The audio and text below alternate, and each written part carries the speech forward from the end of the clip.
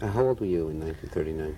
In 1939, I was 15. You were 15 years old? Yeah, 15 years old. Were you aware of what was happening, Yes, in Europe, in Germany prior to 1939 when Hitler rose to power?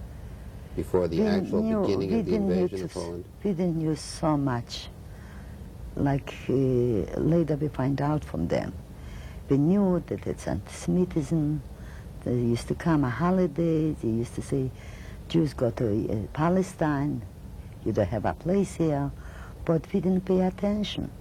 Later in 1941, beginning of 1941, Germany took over us. It's not was a place where you could legally sit down and make papers and go. First of all, it was very hard to get a visa to United States. It used to take months and years. To America, very hard.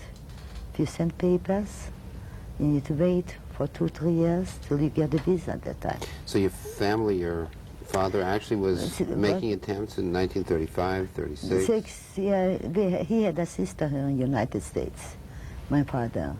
And we tried, we heard the times as good, we felt, but we couldn't do nothing. Good Polish friends would not cooperate with us. Very little, a small percentage. If they would help us, a lot of Jewish people would be left. And we were very broken down until we settled in Italy, and there was our settling place. And how did you come to Italy? We came just to Italy. It was at the P camp. They organized there. And we were sitting there and waiting 3.5 years. You were still with your sister and your father? I'm with my sister, my father. I got married on the way, moving through the borders. I find my husband. My husband was from my little town. I knew him. You knew him before? Yeah, and he knew me. And we got married in Hungary.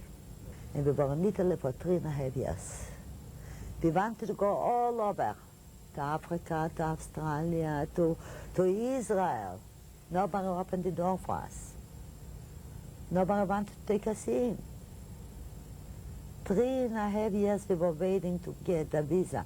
We had family in the United States. My husband had a sister, he had cousins, very fine people. But for the Jews, the doors were closed. We never can understand this. Even our good President Roosevelt, how come he kept the doors so closed for us for such a long time?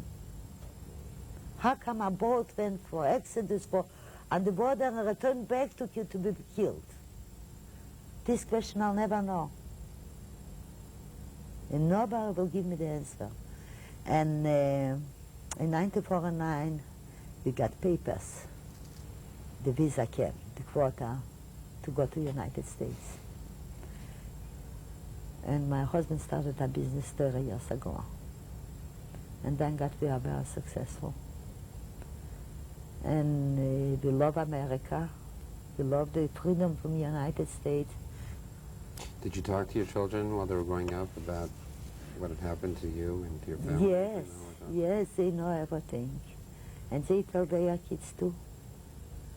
They know, and all the books what they given out. I have a granddaughter in college in NYU, and she reads all the books.